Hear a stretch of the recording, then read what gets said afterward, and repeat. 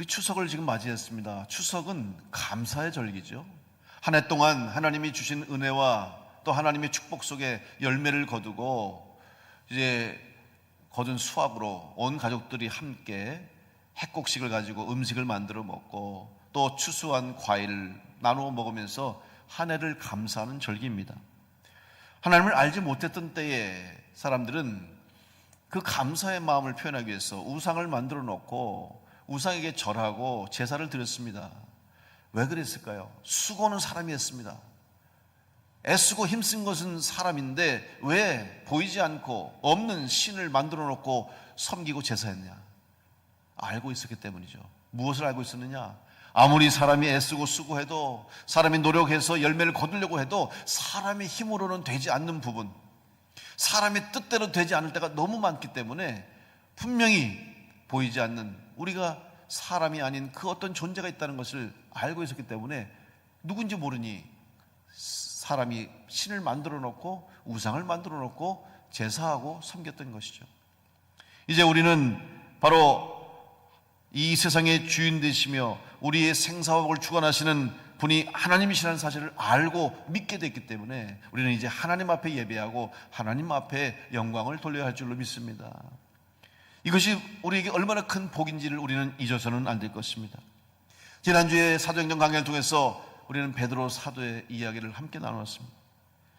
감옥에 갇혀있는 베드로, 손과 발에 착고에 차여서 쇠사슬로 묶여서 아무것도 할 수 없는 베드로, 인간적으로 생각해 보면 참 불행한 모습입니다. 너무나 힘든 상황, 최악의 상황이 아니겠습니까? 자기 힘으로 물 한 잔도 마실 수 없는, 아무것도 할 수 없는 가장 고통스러운 자리에서 가장 처참한 모습으로 처해 있는 베드로의 모습을 생각해 봤습니다. 그런데 인간적으로는 할 수 없고 인간적으로는 아무것도 할 수 없는 비참한 상황이었지만 하나님이 함께 하시고 주님이 역사하시니까 도저히 일어날 수 없는 기적 같은 일이 일어났습니다. 그 깊은 감옥에서 쇠사슬이 풀려지고 그 모든 감옥의 문들을 통과해서 자유롭게 되고 풀어지게 되고 주님이 주신 사명을 감당할 수 있는 사도의 직분을 감당할 수 있도록 하나님이 길을 열어주셨습니다. 인간적으로 베드로는 할 수 있는 일이 하나도 없었지만 하나님이 함께 하시니까, 주님의 손이 붙잡아 주시니까 불가능한 것들이 가능하게 될 뿐만 아니라 생각하지 못했던, 상상하지 못했던 일들도 이루게 하시는 하나님의 능력을 체험하게 되었던 것입니다. 이렇게 베드로의 모습을 보면서 우리는 베드로와는 정반대로, 베드로의 처한 상황과는 정극의 반대로 한 사람의 인물을 또 살펴보았죠. 바로 헤롯 왕이었습니다. 당시에 분봉왕 헤롯 왕은 그 지역에서 최고의 삶을 살아가는 사람입니다. 부러울 것이 없는 삶을 살았죠. 인간적으로 가질 수 있는 것은 다 가졌습니다. 부와 명예와 권력과 또한 자기의 말 한마디면 모든 것을 이루어질 수 있는, 세상 모든 사람들이 부러워하는 자리에 앉아있는 헤롯 왕의 모습을 볼 수 있습니다. 그에게는 부족함이 없었습니다. 인간이 가지고 싶어하는 모든 것을 차지한 사람이었습니다. 그런데 그에게도 부족함이 있었어요. 그것은 바로 스스로 신이 되고 싶은 생각이 있었다는 것이죠. 인간의 욕심과 욕망의 끝이 없다는 것을 보여주고 있죠. 여러분, 지금 우리 역사 속에 보십시오. 특별히 독자자들 보시면 독자자들의 끝이 무엇입니까? 물론 이집트의 역사보다 이집트에도 파라오들도 다 왕들도 신이 됐어요. 신격화를 시켰죠. 지금 북한의 김일성, 김정일, 김정은, 여러분 독자자들을 보세요. 어떻게 됩니까? 다 신격화 시키고 있지 않습니까? 결국 독자자의 마지막은 스스로 신이 되려고 하는 거예요. 그 순간 망하는 거예요. 스스로 신이 되고 싶어하는 순간 인간은 타락하고 인간은 추락하게 될 수밖에 없어요. 바로 지금 헤롯의 모습을 보면서 우리는 인간의 마지막을 생각하게 됩니다. 오늘 말씀 보니까 헤롯이 두로와 시돈 지방에 사는 사람들에 대해서 화가 났다고 그랬어요. 무슨 이유인지 모르겠습니다. 성경에는 자세한 이유가 나와 있지 않지만 이 두로와 시돈 사람들에 대해서 헤롯이 아주 불쾌해서 그 사람들의 생명을 위협하는 일을 했습니다. 바로 그 지역에 식량을 공급하는 것을 중단시켰습니다. 두로와 시돈은 바로 지중해 북쪽 연안에 있는 항구 도시였습니다. 그래서 항이 발달해서 무역을 하는 도시였어요. 그러다 보니까 식량을 자체 생산하지 못했기 때문에 주변에 이스라엘 주변 도시로부터 식량을 공급받아야만 먹고 살 수 있었습니다. 돈은 있었지만 음식이 공급되지 않고 식량이 들어오지 않으면 살 수 없지 않습니까? 지금 갑자기 헤롯 왕이 명령을 내려서 두로와 시돈에 음식물을 공급하지 말라고 명령을 내렸어요. 하루아침에 갑자기 굶어 죽게 생겼습니다. 살 길이 막막해졌습니다. 헤롯 왕이 마음을 바꾸지 않으면 두로와 시돈 지역이 지금 큰 어려움을 당하게 됐어요. 그래서 그 지역의 지도자들이 방법을 찾기 시작했습니다. 그 방법이 뭡니까? 오늘 말씀해 보니까 헤롯 왕궁에 왕의 침소를 맡고 있는 신하인 블라스도를 접촉하는 거예요. 이 블라스도는 바로 왕의 침소를 맡았다는 것은 왕의 최측근이죠. 비서실 중에서도 왕의 침실을 관리하는 사람은 왕이 신임하지 않으면 세울 수 없어요. 누가 들어와서 왕을 죽이려고 할 수 있고 누구든지 맘만 먹으면 왕을 해칠 수 있기 때문에 왕의 침소를 관리하는 사람은 왕이 신임하는 사람을 세웠다는 거죠. 그렇기 때문에 이 블라스도를 통해서 왕의 마음을 바꾸어요. 왕의 마음을 돌이켜서 두로와 시돈에 다시 먹을 것을 공급할 수 있도록 하기 위해서 지금 이 두로와 시돈의 백성들이 방법을 쓰고 있던 것이었죠.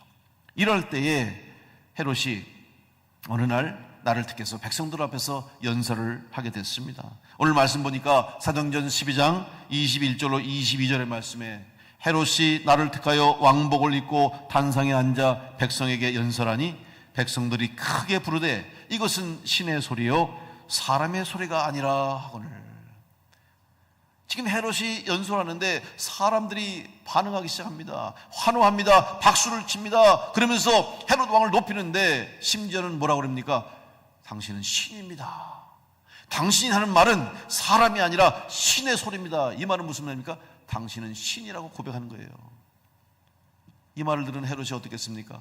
자기가 가장 바랬던 일 아닙니까? 지금 자기가 가장 원했던 소리를 듣는 거예요. 신이 됐다는 거죠. 신이라는 것입니다. 이 소리를 들으니 얼마나 기분이 좋겠습니까? 아마 그날이야말로 헤롯에게 자기 인생의 최고의 날이요, 자기 생의 최고의 순간이 아니겠습니까? 모든 것을 다 가지고 있었으면서도 채워지지 않는 그 부분, 스스로 신이 되고 싶어하는 마음이 있었는데 바로 그것을 오늘 확인시켜 준 거예요. 이제 내가 드디어 신이라고 여겨지는구나 하는 순간 이 헤롯은 아마 자기 인생의 최고라고 느꼈을 거예요. 그런데 여러분, 헤롯이 생각한 최고의 순간, 자기 인생의 최고의 행복한 순간에 그는 바로 최악의 불행한 순간으로 자기 생을 마감하게 되는, 즉사하는 불행한 인생으로 최후를 맞게 된 것입니다. 누가 그 순간에 헤롯 왕이 가장 칭송을 받고 칭호를 받고 신이라고 여겨지는 그 순간에 그가 죽게 될 줄 누가 알았겠습니까? 사도행전 12장 23절에 헤롯이 영광을 하나님께로 돌리지 아니하므로 주의 사자가 곧 친히 벌레에게 먹혀 죽으니라. 헤롯이 사람들이 소리 지를 때 당신은 신입니다, 당신의 소리는 사람의 소리가 아니라 신의 소리입니다, 얼마나 기분이 좋았겠어요. 근데 여러분, 그게 정말 진심이었을까요? 바로 두로와 시돈 사람들이 자기들이 당한 어려움을 처한 상황을 해결하기 위해서 헤롯의 마음을 움직이기 위해서 수많은 사람들이 몰려드는 거예요. 그리고 오히려 평소보다 더 높이 박수치고 더 환호하고 더 칭찬하면서 심지어는 당신은 사람이 아니라 신이라고 하는 거짓말을 하면서 헤롯의 마음을 사려고 했던 것이, 그 거짓말에 속아서 헤롯은 교만해지고 거만해지고 하나님의 자리를 안지를 했다가 오늘 불행한 최후의 죽음을 맞게 된 것입니다. 오늘 말씀에 벌레에게 먹혔다고 말합니다. 이것은 아마 급성 세균에 의해서 감염으로 인해서 아마 급사했던 것으로 추정이 됩니다. 중요한 것은 아무도 그 순간에 바로 그 자리가 헤롯 왕의 마지막이 될 것은 몰랐다는 사실이죠. 그럼 누가 이 헤롯 왕의 생명을 마음대로 할 수 있겠습니까? 오늘 말씀에 주의 사자가 쳤다라고 하죠. 주의 사자가 헤롯 왕을 쳤다고 기록하고 있습니다. 여기서 쳤다라는 말은 무슨 의미입니까? 단어로, 보통 영어 단어로 치다라는 것은 이제 스트라이크라는 단어를 쓰기도 하는데 오늘 여기 이 문장에서 성경에서는 스트라이크 단어를 쓰지 않았습니다. 킹 제임스 버전에 보면 영어 단어로 스마이트라고, 스마이트의 과거형 스모트를 썼는데, 이 스마이트가 뭐냐, 말 그대로 세게 치다라는 뜻이 있어요. 그런데 한 가지 뜻이 더 있는데, 그것이 뭐냐 하면 벌을 주다라는 뜻이 있는 거예요. 따라서 헤롯이 오늘 그 자리에서 주의 사자가 쳐서 그를 죽게 했는데, 그 치다라는 것은 바로 주의 사자가 그의 죄와 벌을 심판했다는 것이죠. 벌을 준 거예요. 그의 죄로 말미암아 벌을 받아서 헤롯은 그 자리에서 죽게 된 것이죠. 그러면 헤롯의 죄가 무엇일까요? 헤롯이 무슨 죄를 저질렀습니까? 결국 하나님의 자리에 앉게 된 것이었고, 스스로 하나님이 되려고 하던 죄 때문에 그는 목숨을 잃게 되었던 것이죠. 이 모든 일들을 바로 하나님이 주관하신 것입니다. 23절 말씀에 이유를 설명하고 있죠. 헤롯이 영광을 하나님께 돌리지 아니함으로 주의 사자가 고쳤다 그랬어요. 이유는 하나입니다. 바로 하나님의 영광을 가린 것이고, 스스로 하나님의 영광을 가로챈 것이 그의 죄가 되었던 것입니다. 영광을 하나님께 돌리지 아니했다는 것, 그가 하나님의 자리에 앉은 것입니다. 여러분, 오늘 우리의 삶 속에서도 우리도 헤롯처럼 하나님의 영광을 가리는 일이 없도록 늘 하나님 앞에 겸손히 예배하며 무릎 꿇고 기도하는 성도가 되어야 할 줄로 믿습니다. 헤롯은 스스로 하나님의 자리에 앉으려고 했습니다. 자기가 주인공 되기를 원했던 것이죠. 잠언 19장 29절의 말씀 보면, 심판은 거만한 자를 위하여 예비된 것이요 채찍은 어리석은 자의 등을 위하여 예비된 것이니라. 채찍 맞는 사람은 어리석은 일을 했기 때문에 맞는 것이고, 심판을 당하는 것은 거만한 자가 됐기 때문에 심판을 당한다는 잠언의 교훈입니다. 그러면 여기서 거만한 자는 어떤 사람입니까? 우리가 흔히 교만이라는 말을 많이 씁니다. 교만한 사람, 교만한 자도 망할 수밖에 없다. 잠언에도 교만은 패망의 선봉이에요. 가장 망하는 게 지름길이 교만한 자가 되는 것이라고 가르치고 있습니다. 교만은 자기 스스로를 높이고 내가 모든 걸 할 수 있고 자기가 최고예요. 나만 할 수 있고 자기 중심적인 삶을 사는 거죠. 그런데 거만은 조금 다릅니다. 거만은 교만보다 더한 거예요. 자기를 최고로 여길 뿐만 아니라 자기만이 모든 걸 할 수 있다고 하는 생각할 뿐만 아니라 더 나아가서, 거만하다는 것은 조롱하다는, 다른 사람을 조롱하고 다른 사람을 경멸할 때 거만하다고 씁니다. 그러면 하나님 앞에 거만하다는 것은 바로 하나님을 경멸하는 것이고 하나님을 조롱하는 사람이 됐다는 것이죠. 오늘 헤롯이 하나님을 조롱했어요. 하나님을 경멸했어요. 하나님의 자리에 앉았고 하나님보다 자기가 더 높다고 스스로 인정받기를 원했던 것이 그의 죄가 되었던 것입니다. 사도행전 5장에 우리는 아나니아와 삽비라 부부의 불행을 알고 있습니다. 아나니아와 삽비라 부부가 하나님을 속였습니다. 사도들을 속였습니다. 결국 그 죄로 역시 즉사하고 말았어요. 그 일의 결과가 뭐냐? 하나님을 속였다는 것은 하나님 앞에 거만한 자가 되었던 것이고, 결국은 하나님을 조롱한 것이고 하나님의 이름을 경멸했기 때문에 아나니아와 삽비라는 그 자리에서 죽고 말았던 것이죠. 하나님을 경멸하는 것이 얼마나 큰 죄라는 사실, 하나님을 조롱하는 것이 얼마나 무서운 일이라는 것을 우리는 잘 알고 있습니다. 그러면 우리는 그렇게 얘기하죠. 아유, 어떻게 우리가 하나님을 경멸하겠습니까? 우리가 어떻게 하나님을 조롱하겠습니까? 감히. 맞습니다. 우리가 하나님을 조롱할 수 없죠. 하나님을 경멸하지 않습니다. 갈라디아서 6장 7절로 8절의 말씀 보면, 스스로 속이지 말라. 하나님은 업신여김을 받지 아니하시나니 사람이 무엇으로 심든지 그대로 거두리라. 자기의 육체를 위하여 심는 자는 육체로부터 썩어질 것을 거두고 성령을 위하여 심는 자는 성령으로부터 영생을 거두리라. 오늘 우리의 죄가 뭐냐? 우리는 내 죄가 어떤지 모르고 때로는 우리가 행한 것이 죄인지도 모른 채 살아갈 때가 많다는 사실입니다. 그래서 갈라디아서를 통해서 사도 바울이 권면하는 것이 스스로 속이지 말라. 이 말을 좀 더 구체적으로 번역하고 직설적으로 번역한 번역이 있습니다. 공동 번역에 보면 이렇게 번역되고 있습니다. 잘못 생각하지 마십시오.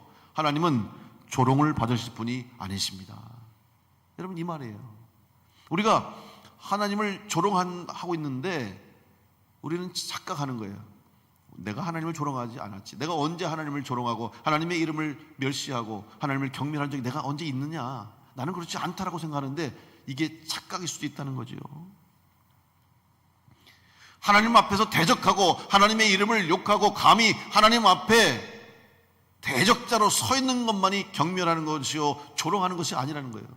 우리도 모르는 사이에 어느새 내 삶 속에서 내 자리가, 내 삶의 모습이, 나의 행동이 하나님의 이름을 경멸할 수도 있고 하나님의 이름을 조롱하는 일을 할 수도 있다는 사실이죠. 우리도 모르는 사이에, 나도 모르는 사이에 우리는 거만한 자의 삶을 살 수가 있다는 사실을 깨닫고 늘 더욱 조심하고 깨어서 하나님 앞에 겸손한 삶을 살아야 될 줄로 믿습니다.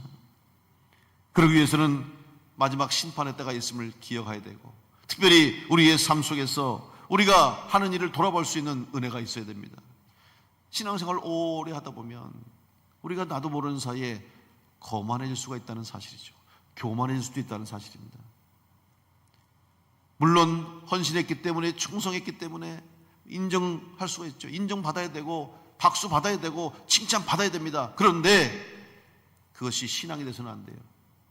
여러분, 모든 영광은 하나님께 돌리는 것이고, 우리는 주님의 몸된 제단을 위해서 부름받은 지체로서 각자의 자리에서 주어진 사역을 위해서 주어진 일에 최선을 다할 때 모든 영광 하나님 받으시고 모든 일들을 하나님이 이루어 가시는 거예요. 우리는 그 일에 쓰임 받는 겁니다. 그런데 내가 주인 될 때가 많아요. 저도 목회하면서 그런 분들을 종종 볼 때마다 너무 안타깝고 너무 마음이 아프고 두렵습니다. 정말 열심히 신앙생활 잘하셨는데, 목회도 열심히 잘했는데 마지막에 하나님 앞에 범죄하는 거예요. 자기가 했다고 착각하는 거예요. 이 교회를 내가 세웠고, 이 교회를 내가 개척했고, 이 교회에서 내가 헌신했고, 내가 한 일이 얼마나 많고, 내 교회로 착각하는 거예요. 여러분, 교회는 주님의 교회입니다. 저는 봉헌 예배 갈 때마다, 특별히 해외 선교지 가서 봉헌 예배 들 때마다 그 교회 현지인들한테도 제가 빼를 쫙 하는 설교가 뭔지 아십니까? 이 교회의 주인은 여러분이 아니고 우리가 아니고 예수 그리스도이십니다. 주님의 교회라는 것을 꼭 제가 증거합니다. 그런 믿음이 없이는 열매가 거둬지지 않아요. 여러분, 하나님의 영광을 가르치면 어떻게 됩니까? 오늘 말씀처럼 하나님의 영광이 가려지면 하나님이 치시는 거예요. 이번에 가서 그 교회를 세우기 위해서 땅을 기증하신 분, 그분이 바로 그 러이도의 최초의 그리스도인이었고 지금도 계속해서 교회를 세워나가고 있어요. 그분이 또 함께 오셔서 같이 예배를 드렸어요. 근데 그분이 치앙마이에서 학교를 운영합니다. 한 300명 되는 학교를 운영하고 이사장이면서 교장이래요. 그래서 이제 그 러이도 중심으로 또 활동하면서 이제 지금 선교사님과 하고 있는 그 협의회, 쉽게 말하면 하나의 교단이죠. 선교회에 이제 같이 힘을 합해서 헌신하는 분이 됐다고 그래요. 그래서 선교사님이 하신 얘기를 들어보니까 처음에 그분이 선교회에 같이 헌신하겠다고 했을 때 너무 기뻤대요. 왜냐하면 많은 돈이 필요하고 예산이 필요한데 사실 어려운 사람도 너무 많잖아요. 목회자도 어렵고 다 사역자들도 어려울 거예요. 누군가가 좀, 물론 한국에서 이렇게 때마다 시마다 돕는 분들이 있고 헌신하는 분들이 있기 때문에 교회를 세우지만 일상의 삶 가운데 그들을 돕기 위해서는 늘 기본적인 재정이 필요한데, 좀 태국에서 그래도 영향력이 있고 또 능력 있는 분들이 헌신하면 좋겠다 생각했는데, 마침 학교의 이사장이 이렇게 헌신한다니까 얼마나 좋겠어요. 기대했다는 거예요. 그 태국에서도 사실 잘 사는 사람은 잘 삽니다. 학교를 경영하는 사람들이 잘 산다고 그래요. 그래서 자기도 생각했대요. 선교사님이 이렇게 재정적으로 힘이 될 수 있는 분이 오셨구나. 너무나 기대했대요. 그래서 만나러 이제 약속을 하고 만나러 가는데, 보통 그래도 학교 이사장쯤 되면은 태국에서 그래도 외제차를 타고 다니고 잘 입고 멋있게 그렇게 다닌다는 거예요. 그래서 기대를 하는데, 아니 갑자기 차가 오는데, 무슨 중고차가 오는데 에어컨도 안 나오는 걸 들들들들 끌고 온다는 거예요. 이게 이상하다 생각했대. 아니 뭐 왜 저럴까? 학교 교장이 이사장이 왜 저러고 오나? 그랬더니 이사장은 이사장인데 학교 300명인데 3분의 1은 다 가난한 애들 불러다가 자기가 다 돈 대고 자기 돈으로 다 애들 학비 내주고 그래가지고 아이를 가르치는 거예요. 그러니 무슨 돈이 있겠어요? 자기는 좋은 차도 못 타고 그냥 돈만 생기면 어려운 애들 데려다가 가르치고 아이들 학비 대주고 그렇게 경영하는 분이에요. 그러니까 인간적으로는 선교사님이 실망했대. 이 학교 이사장이 와서 좀 팍팍 지원도 해주고 물질적으로 후원해줘서 더 많이 교회를 세우고 그랬으면 좋겠는데, 아니 학교 이사장이 아유 몰골이 저러고 차가 저런 차 타고 오니까 인간적으로 섭섭했대요. 실망했어요. 그런데 웬일입니까? 오히려 그런 분들을 통해서 다른 사람들이 도와주고, 다른 사람들이 헌신하고, 다른 분들이 물질적으로 도와가지고 계속 지금 교회가 부흥되고 있고, 더 믿는 사람들이 늘어가고 있고, 앞으로도 계속 교회를 세울 계획을 갖게 됐다는 것이죠. 하나님의 방법은 사람의 방법과 다르다는 것입니다. 하나님은 거만한 자를 기뻐하지 않습니다. 교만한 자를 기뻐하지 않습니다. 만약에 그 사람이 자기 돈으로 했다고 생각해 보세요. 내 돈으로 이 교회를 졌고, 내 돈으로 내가 이 땅을 사고 내가 했다 생각하면 언젠가는 그 사람도 거만할 수밖에 없어요. 기도할 수밖에 없고, 하나님 앞에 부를 수밖에 없고, 할 수 있는 것이 없으니, 가진 것이 부족하고 힘이 부족하니까 더 열심히 기도해요. 이번에도 가서 가정교회 보니까 그들이 얼마나 눈물 흘리면서 기도하는 거예요. 이 교회를 세우려고, 교회를 건축하려고, 성도들에게 복음을 전하려고, 전도를 하려고 얼마나 눈물 흘리면서 기도하는 그들의 눈물을 보면서 제가 부끄러움을 가졌고, 제 스스로도 참 다시 한번 하나님 앞에 회개했던 시간을 가졌어요. 여러분, 오늘 우리의 신앙이, 우리의 믿음이 하나님을 조롱하는 믿음이 아니라, 하나님을 경멸하는 믿음이 아니라 하나님께만 영광 돌리는 믿음이 될 수 있기를 간절히 축복합니다. 하나님이 영광 받으시는 그 자리에 우리가 쓰임 받을 수 있도록 우리는 마지막 때를 기다려야 됩니다. 그런데 여러분, 두려워하지 마십시오. 마지막 때를 생각하면 두렵습니다. 심판의 때를 생각하면 무섭습니다. 그러나 아닙니다. 우리는 이미 심판을 면한 자가 됐다고 성경을 말씀해 주셨어요. 요한복음 5장 24절 말씀 보니까 내가 진실로 너에게 이르노니 내 말을 듣고 또 나 보내신 이를 믿는 자는 영생을 얻었고 심판에 이르지 아니하나니 사망에서 생명으로 옮겼느니라. 우리는 이미 심판의 자리에서 생명의 자리로, 죄의 자리에서 구원의 자리로, 죽음의 자리에서 생명의 자리로 옮겨진 줄로 믿습니다. 마지막 심판의 날은 우리에게 축제의 날이요, 기쁨의 날이요, 복된 날이 될 줄로 믿습니다. 우리는 그 믿음을 가지고 우리를 통해서 일어나는 하나님의 역사, 하나님의 구원하심, 살아계신 놀라운 일들을 만날 때마다 하나님께 영광 돌리는 성도로 살아가야 될 줄로 믿습니다. 이번 추석 명절을 통해서 여러분의 가정에서도 오직 하나님께만 예배하고 하나님께만 영광 돌리는 여러분의 삶과 가정 될 수 있기를 간절히 축복합니다.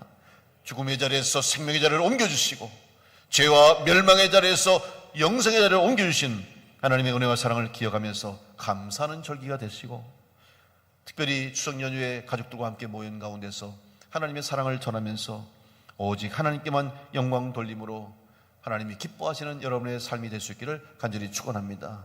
우리 교회를 통해서, 성도 여러분을 통해서 하나님이 이 땅에 이루시고자 할 계획이 분명히 있음을 다시 한번 깨닫고, 앞으로 계속 이어나가실 하나님의 역사하심과 구원하심과, 또한 하나님이 이 땅 가운데서 영혼을 구원하시는 그런 구원의 놀라운 일들을 우리가 감당할 수 있음을 감사하면서 이 모든 일들을 이루게 하시고 이 귀한 사역들을 감당하게 하신 하나님 앞에 감사함으로 영광 돌리는 우리 교회와 사랑하는 성도 여러분 삶과 가정 다 될 수 있기를 간절히 축원합니다.